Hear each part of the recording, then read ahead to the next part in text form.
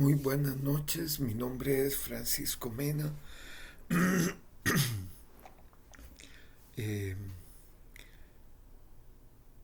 Soy profesor de la Escuela Ecuménica de Ciencias de la Religión de la Universidad Nacional y hace unos días tuve la dicha de compartir un curso que se llamaba Los principios teológicos de la Reforma y su eh, interpretación actual.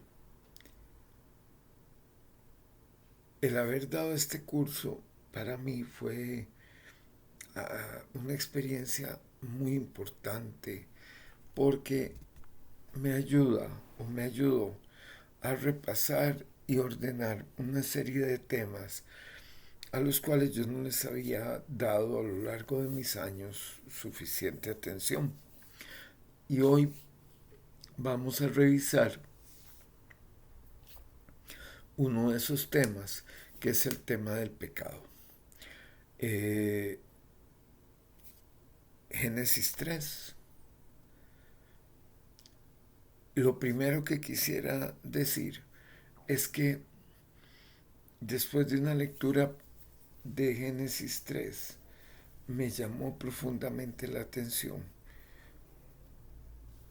en el esfuerzo que hemos hecho de una u otra forma para eh, simplificar con el concepto de desobediencia un hecho tan complejo.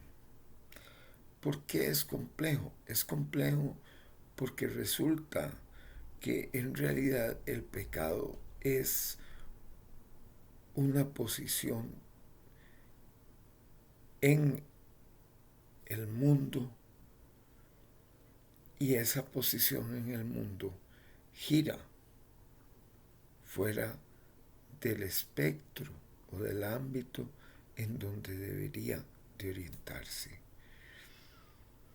¿Por qué digo esto? Bueno, figúrense ustedes que en realidad aquí no se habla de desobediencia, sino que se indica en primera instancia que la serpiente, un animal como cualquier otro en su momento, era más astuta que todos los animales del campo que Jehová Dios había hecho. Muy bien. Y es esa astucia, esa capacidad que la serpiente tenía, que le hace entrar en un juego de posiciones con la mujer y con el varón, porque muy a pesar de lo que se ha dicho, de que la mujer comió primero y posteriormente el varón, en realidad el texto simplemente nos indica que el varón estaba ahí y que comió en el mismo momento. Pero aparte de eso, resulta que por las razones que sean, la serpiente encuentra a la mujer, no se sabe en qué parte del jardín tampoco, y le dice, oiga, con que Dios les ha dicho, no coman de ningún árbol del huerto. Curioso, no es una pregunta, es una afirmación.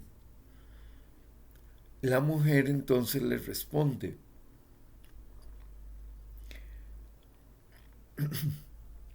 del fruto de los árboles del huerto podemos comer, pero del fruto del árbol que está en medio del huerto, dijo Dios, no comeréis de él ni lo tocaréis para que no muráis. Es una orden o es un acto de protección. La mujer lo presenta como un acto de protección.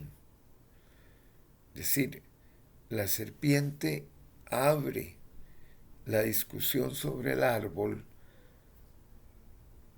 y genera una inquietud que es respondida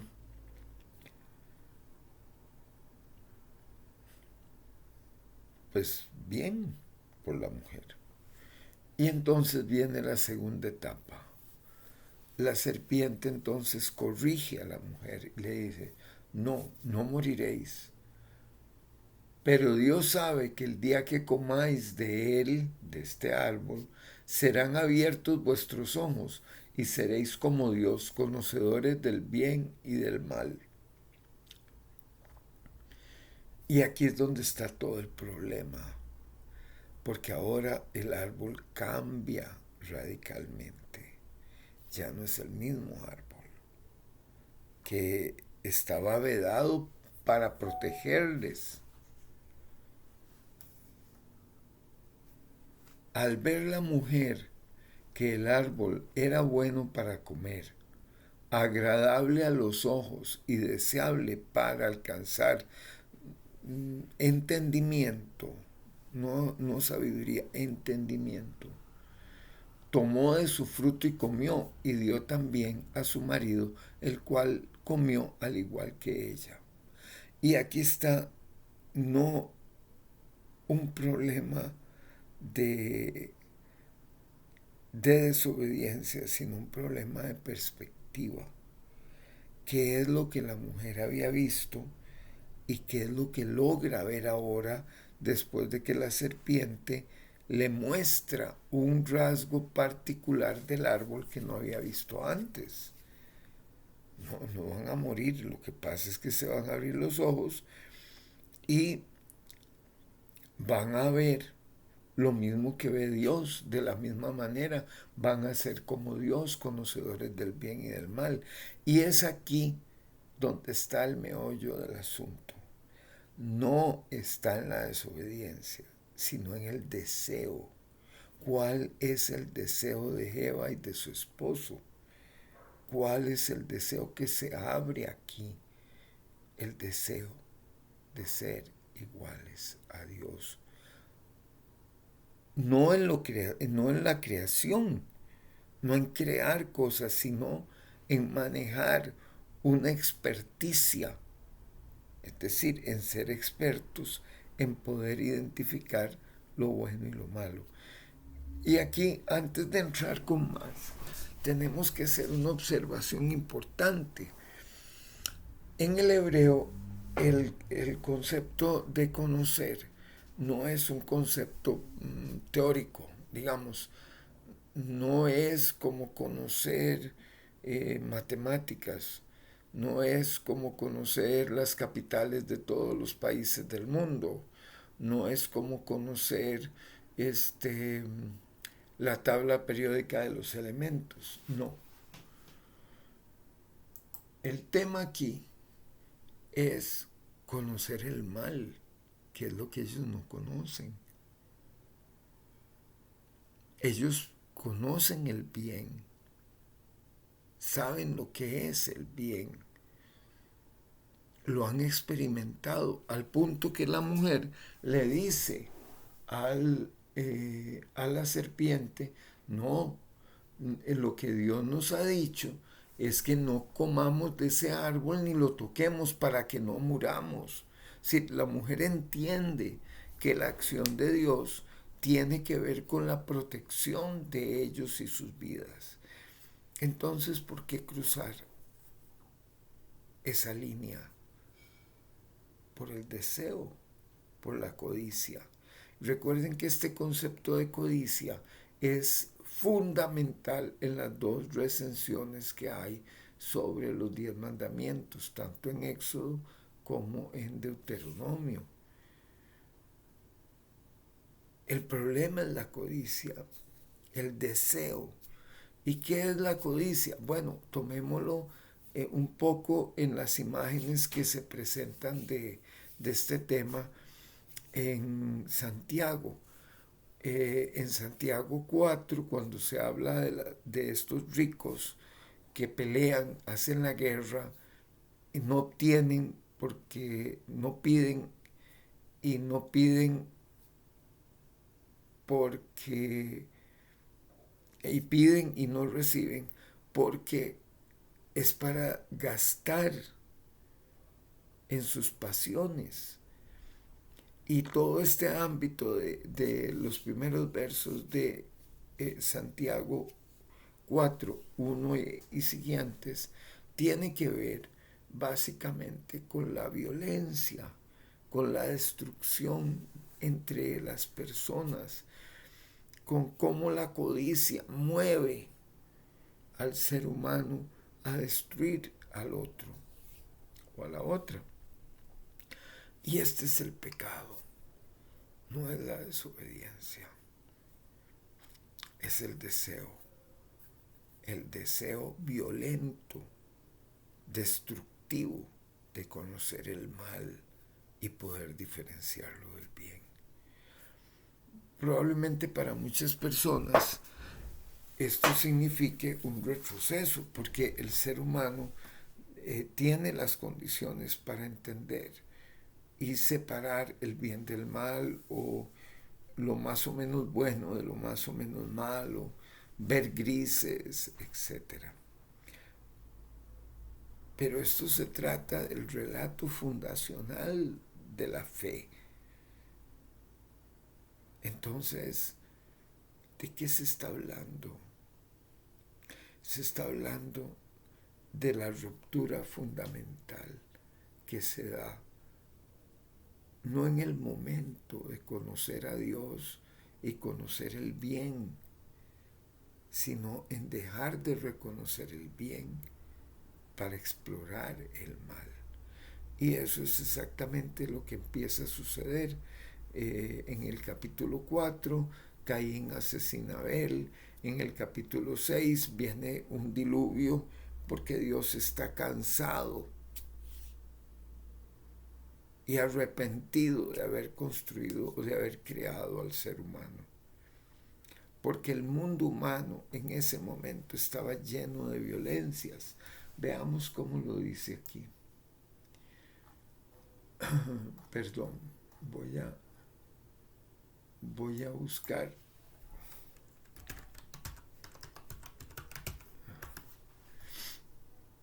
Génesis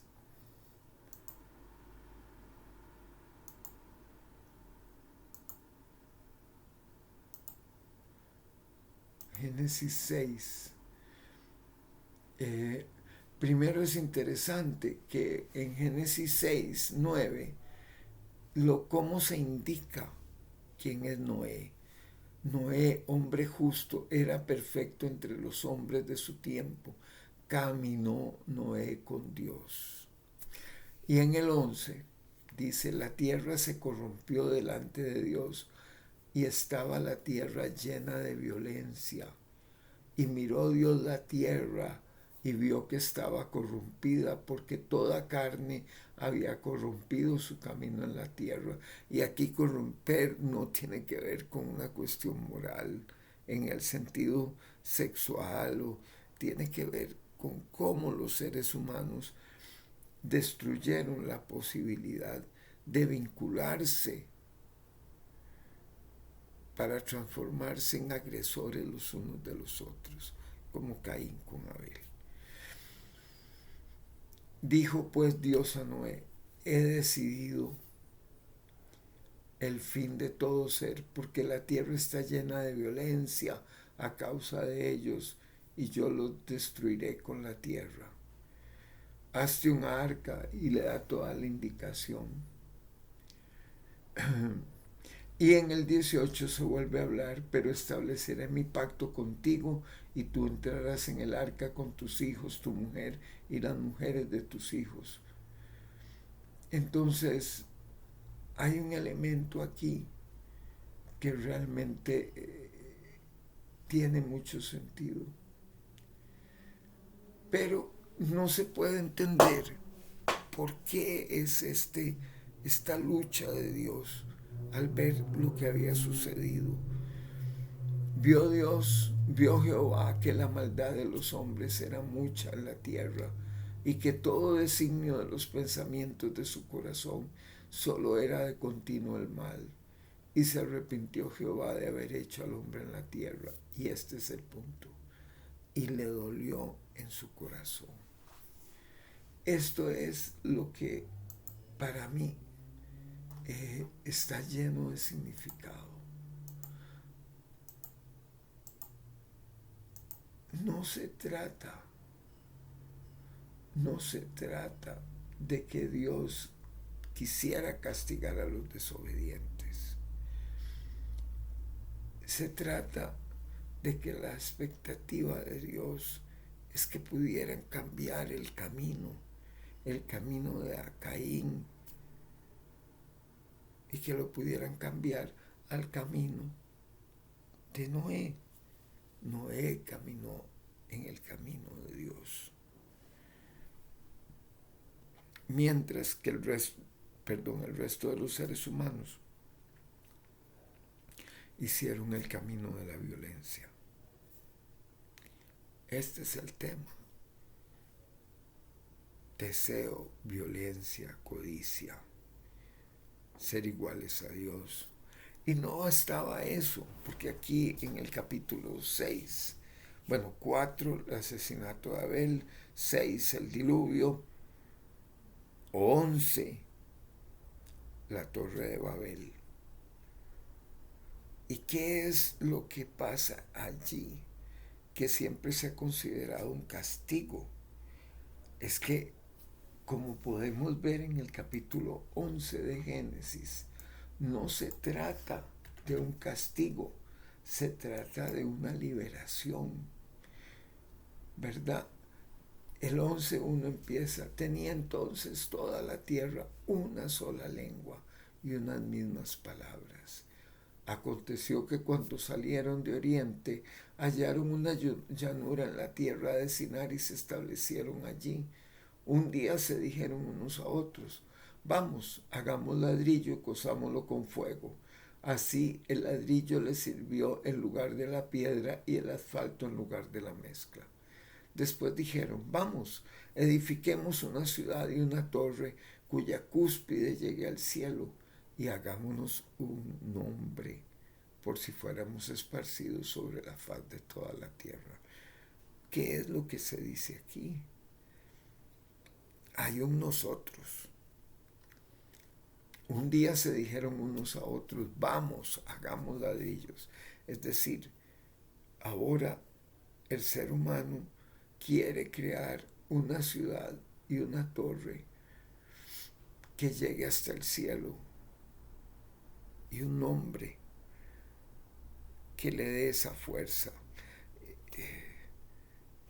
No es mucho decir que lo que tenemos aquí es el origen del totalitarismo, el nosotros dirigiendo. ¿Y quién es el resto? Aquí es donde surge la liberación a la que hago referencia. Dios baja, ve y dice: no, aquí que cada cual hable su lengua y que se enreden, que no se puedan comunicar, para que no sigan con los planes. Han comenzado la obra y nada los hará desistir ahora de lo que han pensado hacer. Otra vez, la codicia, la arrogancia, el poder, eso es lo que está aquí en juego. Más adelante tenemos uno de los textos más infames y peor interpretados, creo que de toda la historia de la interpretación bíblica, que es Génesis 19, Sodoma y Gomorra. ¿Qué es lo que pasa aquí? Bueno, definitivamente no se puede hablar aquí de que Dios castiga a los homosexuales. El texto no tiene que ver nada con eso. El hecho de que se haya atribuido, ¿verdad? Porque efectivamente hay un elemento sexual aquí, ¿verdad? Los hombres de la aldea, todos los pequeños y los grandes, se quieren apropiar de la gente que ha llegado y quieren tener relaciones con ellos. Eso me parece relativamente claro. Pero aquí el tema medular es el irrespeto a un principio fundamental que todavía en algunas partes de África del Norte y de el Medio Oriente sigue vigente, y es que una persona que ha sido tomada bajo el techo de otra queda bajo su cuidado. Lo que hace Noé, Lot, perdón, no es descabellado ofrecer sus hijas, porque sus hijas son de él. Los extranjeros que llegaron no son de él, están bajo su protección. Y la gente lo que quiere es simplemente usarlos. Esta idea de 19:5, llamaron a Lot gritando: ¿dónde están los hombres que vinieron a ti esta noche? Sácalos para que les hagamos el amor, sácalos para que les conozcamos. Esto no es una cuestión gay, esto es una cuestión de otra índole. Aquí el tema es la violación y el irrespeto, actos de violencia los dos. No se destruye Sodoma y Gomorra porque la gente ahí era gay, se destruye porque la gente ahí no logró respetar a nadie. Y es curioso, vean ustedes, que no es esto lo que genera el daño. Lo que genera el daño es que no se encuentran personas justas, como era Noé. ¿Verdad? En el capítulo 18 hay una conversación, porque Jehová se le aparece a Abraham mientras él está sentado en la puerta de su tienda a la hora de más calor. Alzó los ojos y vio a 3 varones que estaban junto a él. Al verlos salió corriendo de la puerta de su tienda a recibirlos, se postró a tierra y dijo: Señor, si he hallado gracia en tus ojos, te ruego que no pases de largo junto a tu siervo. Haré traer ahora un poco de agua para que laven sus pies y luego se recostarán debajo de un árbol.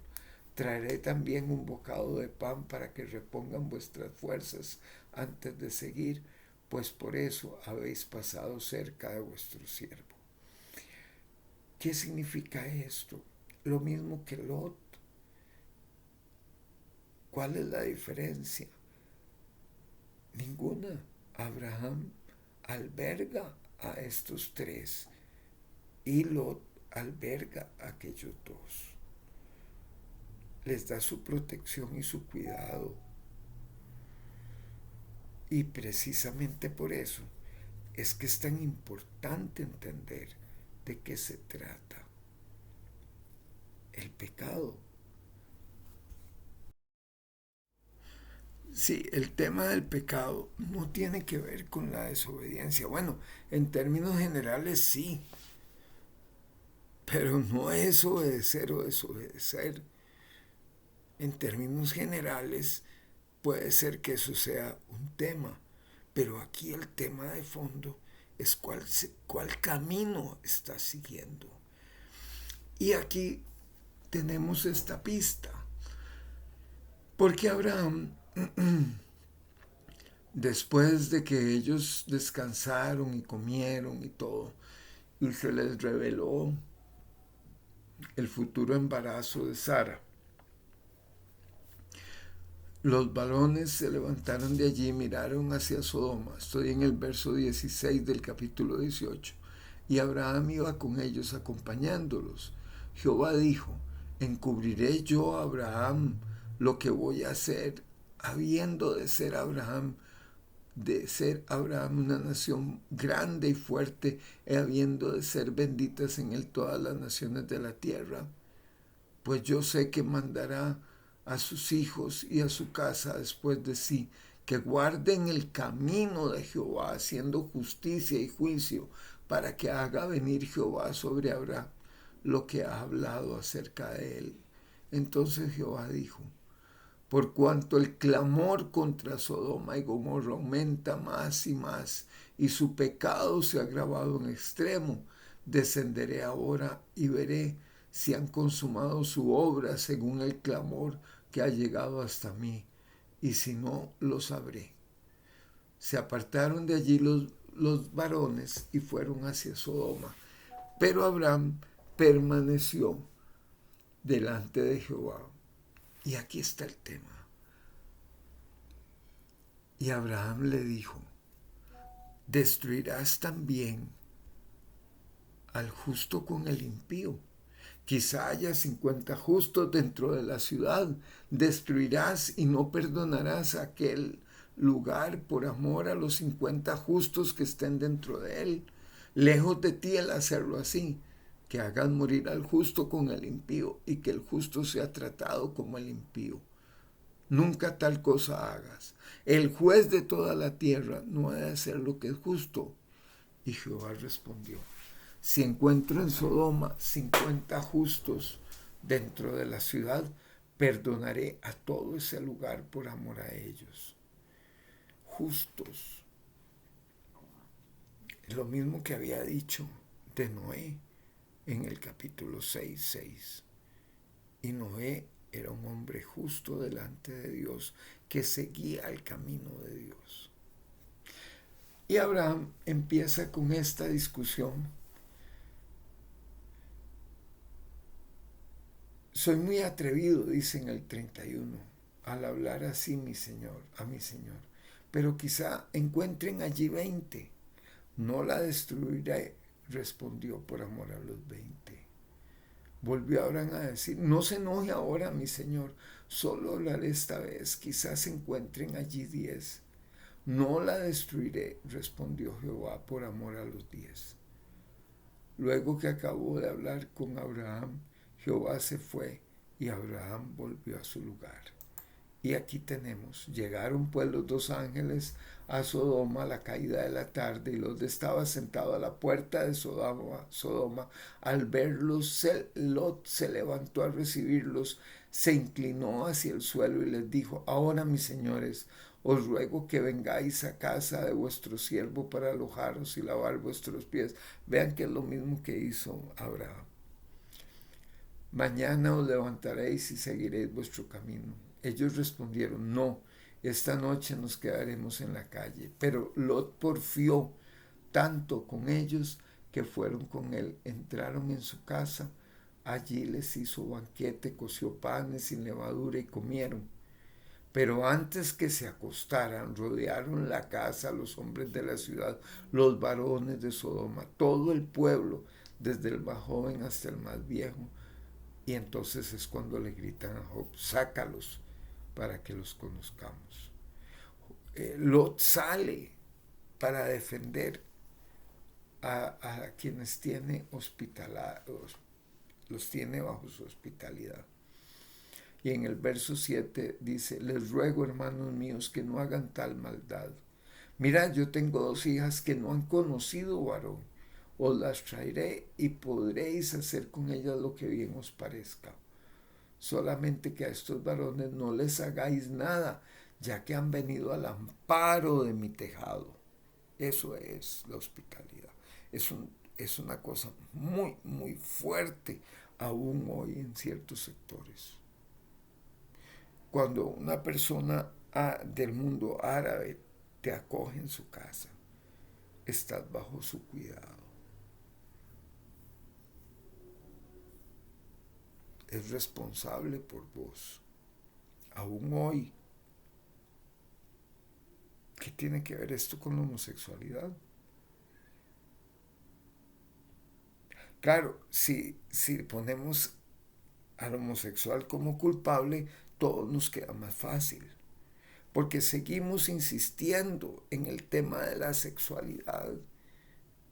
En el tema de la sexualidad y de la desobediencia. No insistimos en el tema medular que ya se está viendo aquí. ¿Cuál es el camino de Dios? ¿Cuál es el camino de Dios? Eso fue lo que hicieron Eva y Adán en el Edén. Tomaron otro camino. No fue que desobedecieron a Dios quisieron ser dioses ellos mismos. Le dieron la espalda a Dios al punto de que se ocultaron. ¿Verdad? Ustedes recuerdan. Vamos con Génesis 3 de nuevo. ¿Verdad? Aquí lo tengo más bonito. Entonces fueron abiertos los ojos de ambos y se dieron cuenta de que estaban desnudos. Cosieron pues hojas de higuera y se hicieron delantales. Luego oyeron la voz de Jehová Dios que paseaba por el huerto al aire del día. Y el hombre y su mujer se escondieron de la presencia de Jehová Dios entre los árboles del huerto. Y cuando Dios llama, ¿dónde estás? El hombre, en este caso Adán, se vuelve y dice, es que oí tu voz y tuve miedo porque estaba desnudo, por eso me escondí. Y vuelve el tema de la comida. ¿Acaso has comido el árbol del cual yo te mandé que no comieras? Claro, y aquí se empieza a distribuirse la culpa, ¿verdad? Es que la mujer que me diste por compañera me dio del árbol y yo comí. Adán en la escena anterior está ahí a la par. No dice otra cosa. Entonces Jehová le dijo a la mujer, ¿qué es lo que has hecho? Esto sí es importante, porque otra vez, cuando uno hace una mala lectura de la Biblia, usualmente estas cosas suceden por desconocimiento de la Biblia misma. En realidad, no veo yo que las personas cristianas que se confiesan seguidores de Cristo realmente le dediquen tiempo al estudio de la Biblia. Le dedican tiempo a memorizar un versículo allá, otro allá, a ver algo lindo, una promesa, pero estudiar. Si estudiaran, no estarían tan metidos en tantos problemas. Y este es el gran tema.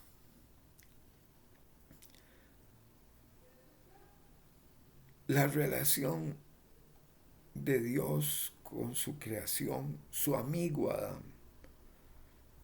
se ha roto inexorablemente, porque Adán y su compañera decidieron tomar el camino de acceso a un tipo de conocimiento que no necesitaban. Lo que querían no era el conocimiento del bien, eso ya lo tenían. Optaron por el conocimiento del mal, por la práctica del mal, en este sentido de la violencia, del asesinato del hermano, de las maldades y la corrupción, de la violencia y del irrespeto. Y es que hay que recordar, las personas cristianas, la única imagen de Dios que tenemos somos nosotros mismos. Dios nos hizo a imagen y semejanza suya. No sé por qué esto cuesta tanto entenderlo. ¿Por qué creen ustedes que todos los sistemas violentos y opresivos buscan contener y destruyen la bondad y la misericordia que hay en los corazones de las personas, que es nuestro vínculo natural con Dios? ¿No se han puesto ustedes a pensar en qué es lo que Dios busca de nosotros? En nosotros busca a su amigo Adán. Busca curar su corazón roto y destrozado, porque de una u otra manera, como personas y sociedades, le hemos dado la espalda. Y ahí es donde está el camino. El camino, en especial, tiene dos direcciones. O caminamos hacia Dios y con Dios, o caminamos fuera de Dios y hacia otro lugar, cualquiera que sea. Aquí en este punto no estamos hablando de un absoluto, estamos hablando de cómo un pueblo experimentó el mal y cómo lo plasma de una manera lo más clara posible. Entonces ahí vienen todo el proceso, ¿verdad? Por cuanto maldita serás entre todas las bestias, sobre tu vientre te arrastrarás, pondré enemistad entre ti y la mujer, entre tu simiente y la simiente suya. Multiplicaré en gran manera los dolores de tus embarazos y con dolor darás a luz.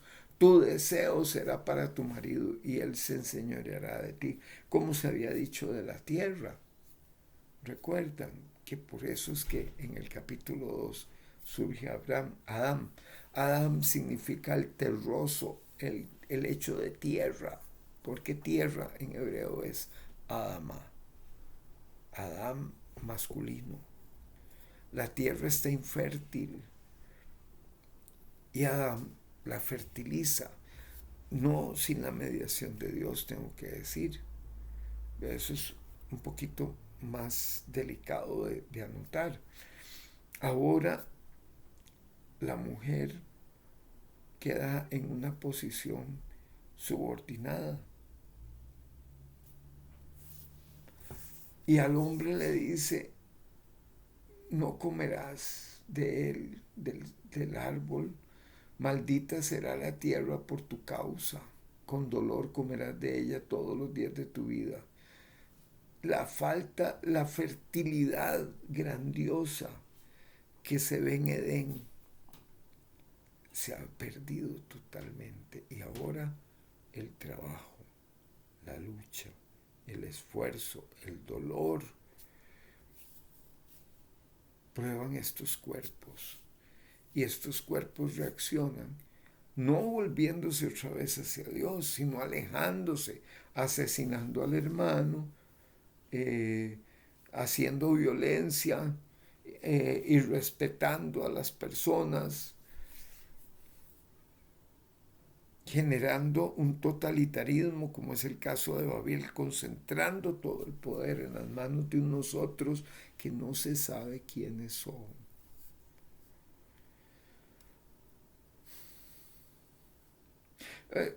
Y aquí tengo que abrir un paréntesis un momentito para hacer este comentario.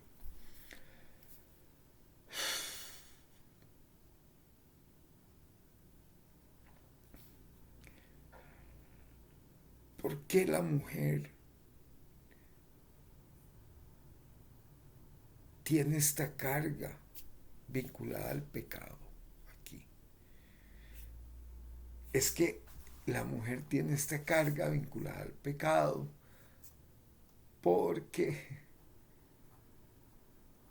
en realidad de lo que estamos hablando es de Salomón y su traición a Dios. Aquí sí hay que decir que se salva a los varones, pero no hay peor rey ni persona más violenta y opresiva que Salomón. Yo sé que hemos visto con mucho cuidado a Salomón y hay que reconocer que en el caso de Crónicas, de la narración de Salomón en Crónicas, fue la búsqueda de la sabiduría y que hay la tradición de que Salomón es un hombre sabio. Tenemos el episodio de la reina de Seba, y donde realmente el rey Salomón, ¿verdad? Aumenta las tierras que Dios entrega a los colonos cuando regresan o cruzan el río Jordán.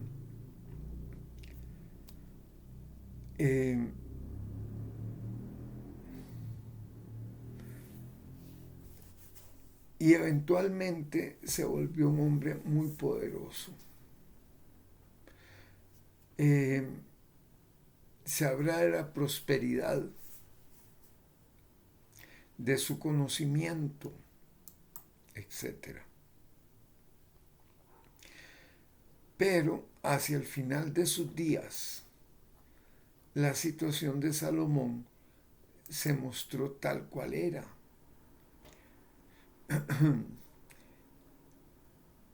Salomón había convertido Jerusalén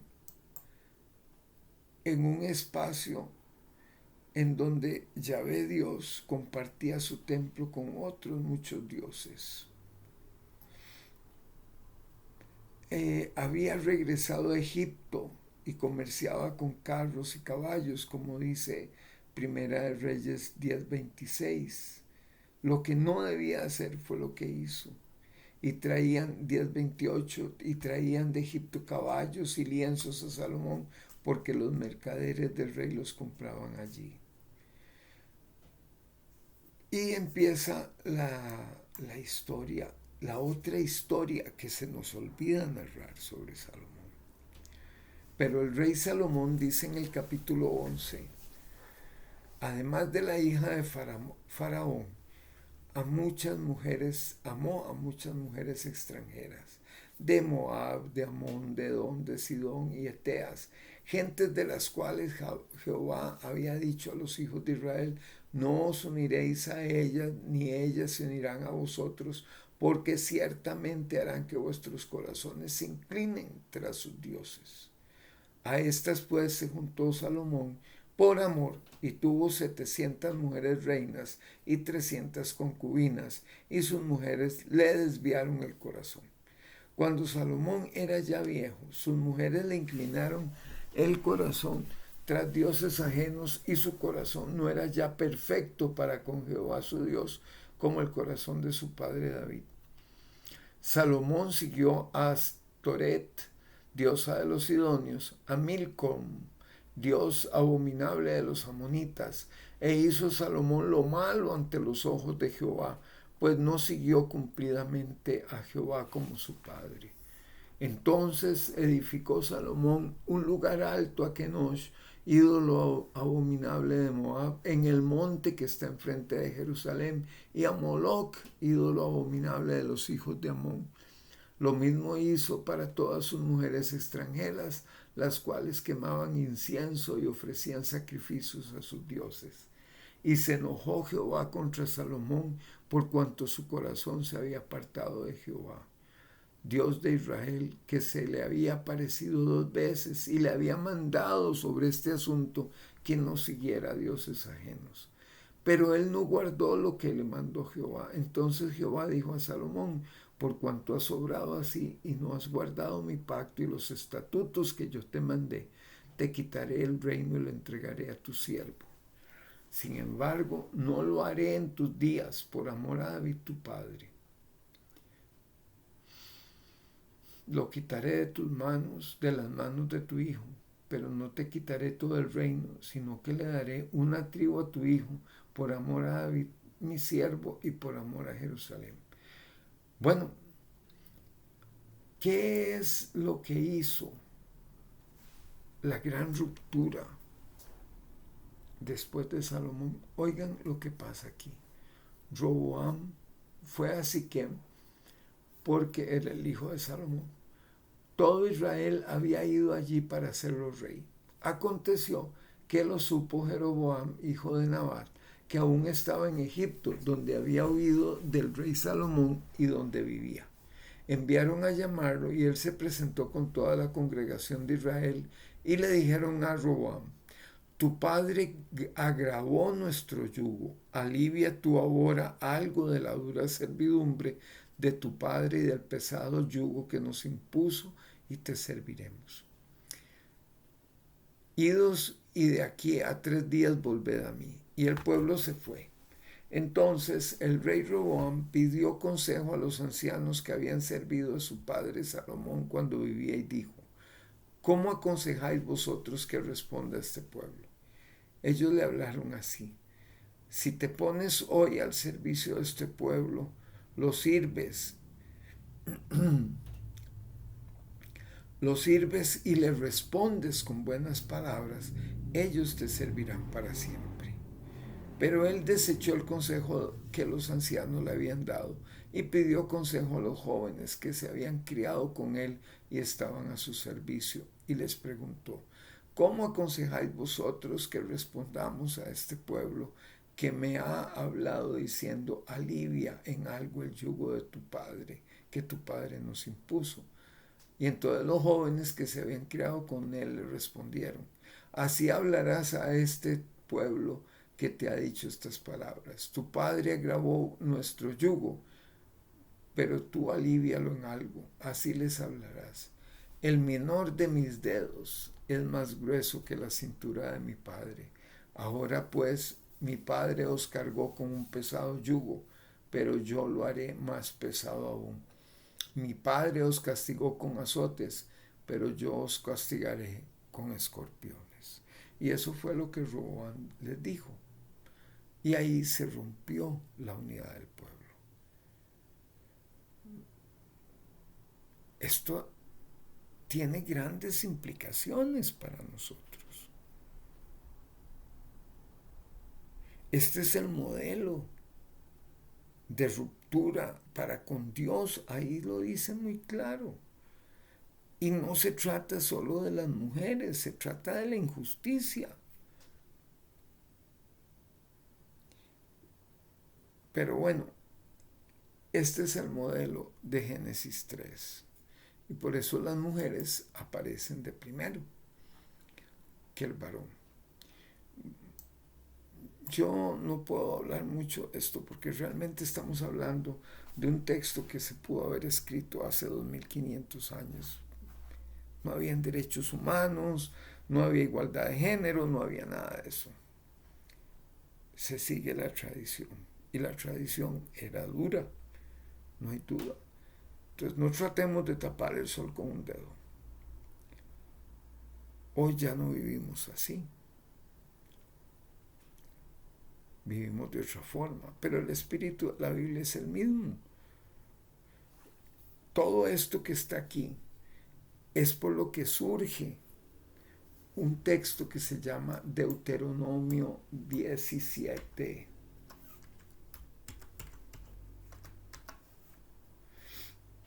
Un momentito.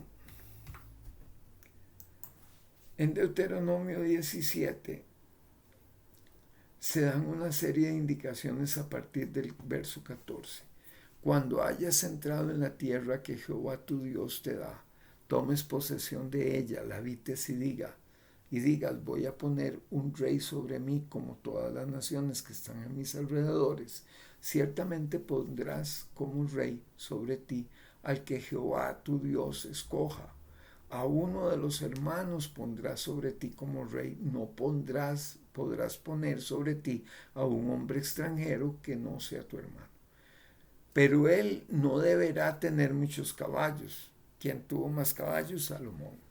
De hecho, se han encontrado establos de la época de Salomón para guardar a sus caballos. No hará volver al pueblo a Egipto con el fin de adquirir caballos, pues Jehová os ha dicho: no volváis nunca por ese camino. ¿Qué hizo Salomón? Mandó a la gente a comprar caballos. Tampoco deberá tener muchas mujeres para que su corazón no se desvíe. ¿Qué hizo Salomón? Tener toneladas y afianzar su poder político y militar con matrimonios arreglados con hijas de del faraón en Egipto, el rey de Moab, el rey del otro, las hijas, y eso eran alianzas Esas eran las alianzas que lo protegían a él, no era Jehová. Cuando se siente en el trono, sobre el trono de su reino, entonces escribirá para sí en un libro una copia de esta ley, del original que está al cuidado de los sacerdotes levitas. Lo tendrá consigo y lo leerá todos los días de su vida para que aprenda a temer a Jehová su Dios, guardando todas las palabras de esta ley y estos estatutos y poniéndolos por obra.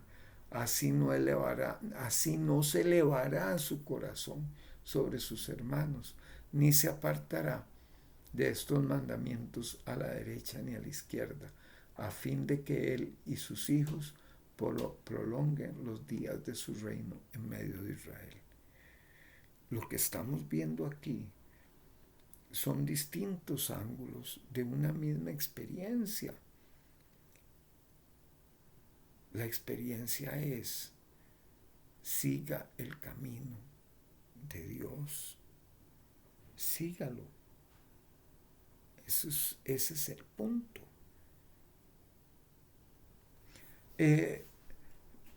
Necesito terminar porque ya, ¿verdad?, se va haciendo cada vez más grande este video y estoy seguro que va a pesar mucho. Abraham tuvo a su hijo Isaac. En el capítulo 22 le pide a su hijo, y ahí es donde vemos la contraparte de Génesis 3. No hay que tomar este capítulo 22 a la ligera.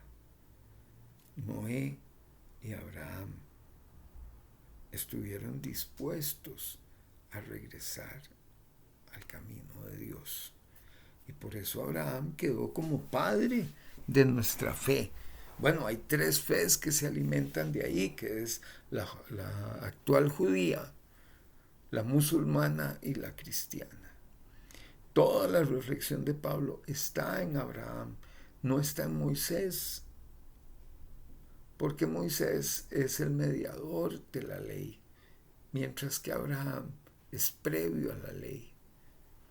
Y precisamente lo que Pablo desea es que nos vinculemos a Abraham, no a Moisés.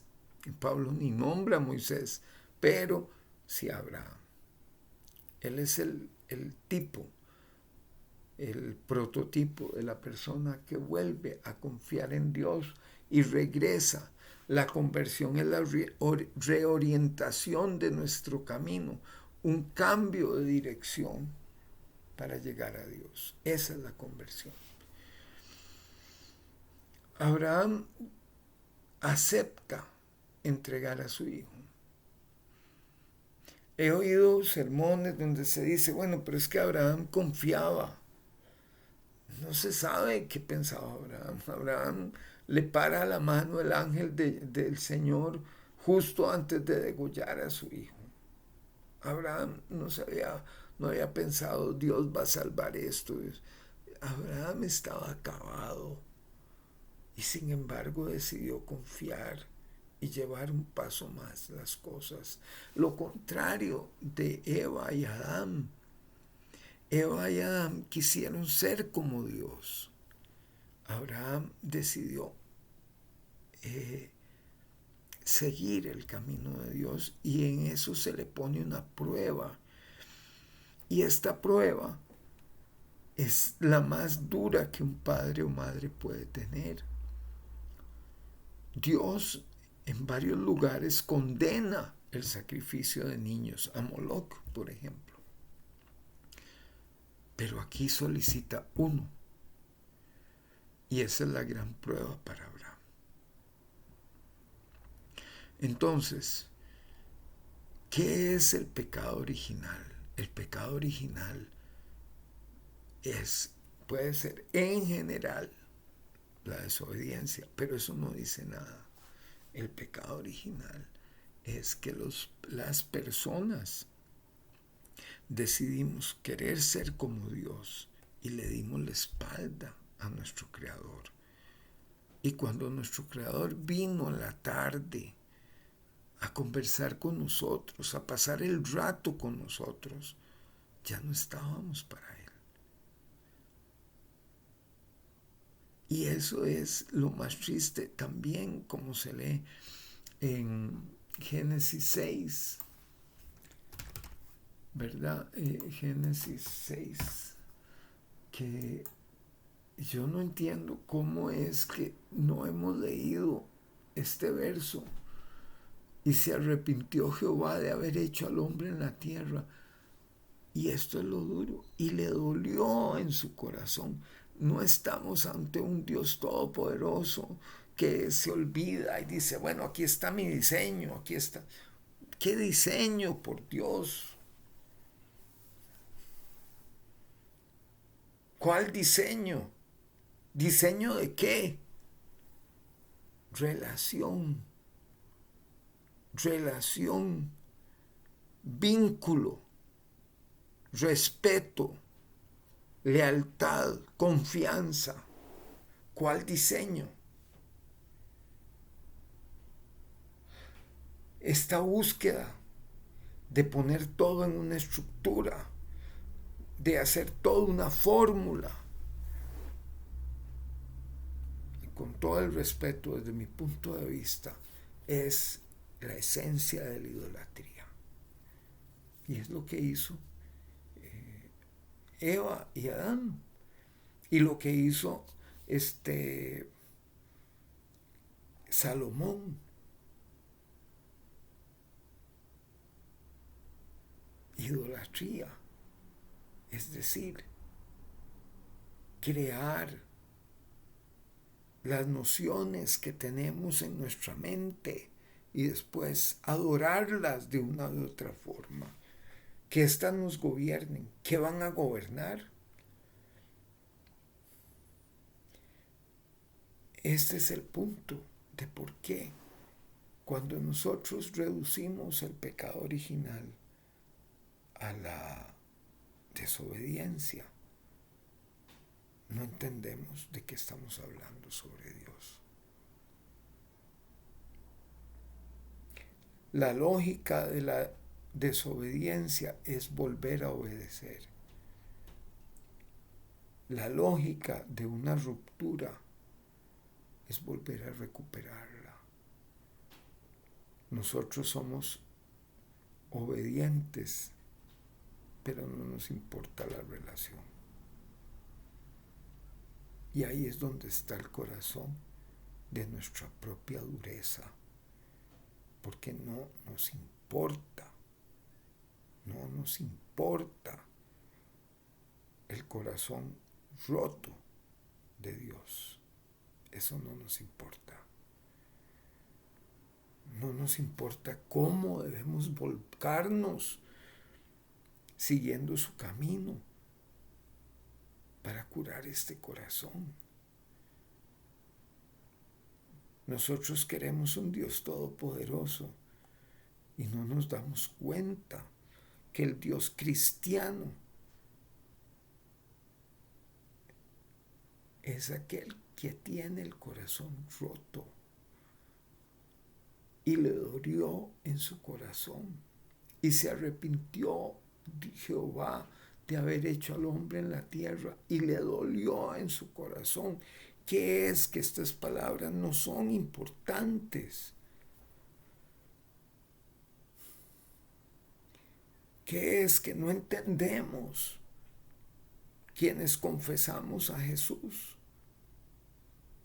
¿De qué se trata la salvación?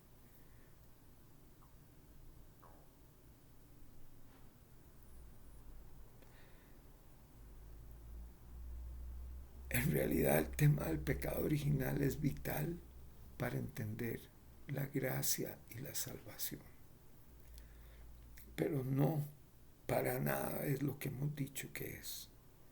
Es tiempo de volver a pensar, tiempo de volver a abrir nuestras mentes y nuestros corazones al Espíritu para que éste nos ayude a acceder a Dios.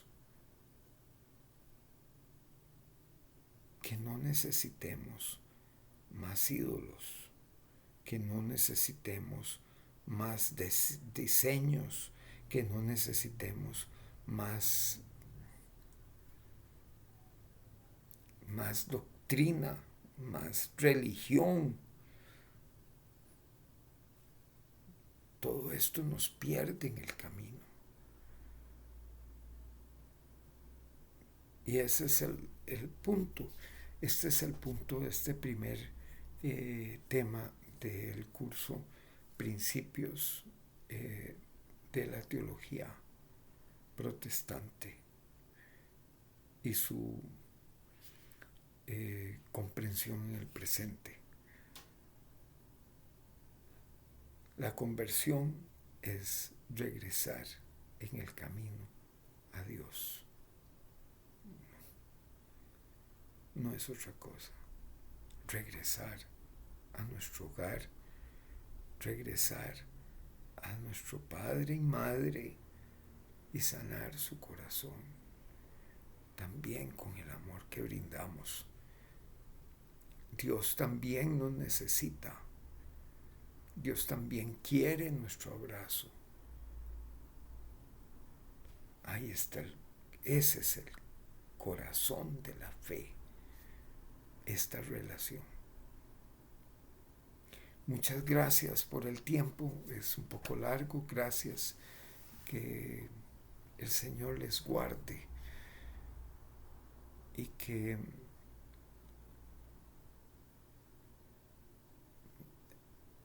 nos guarde, sí, de todo mal y de hablar mal de Él también. Muchas gracias y buenas noches.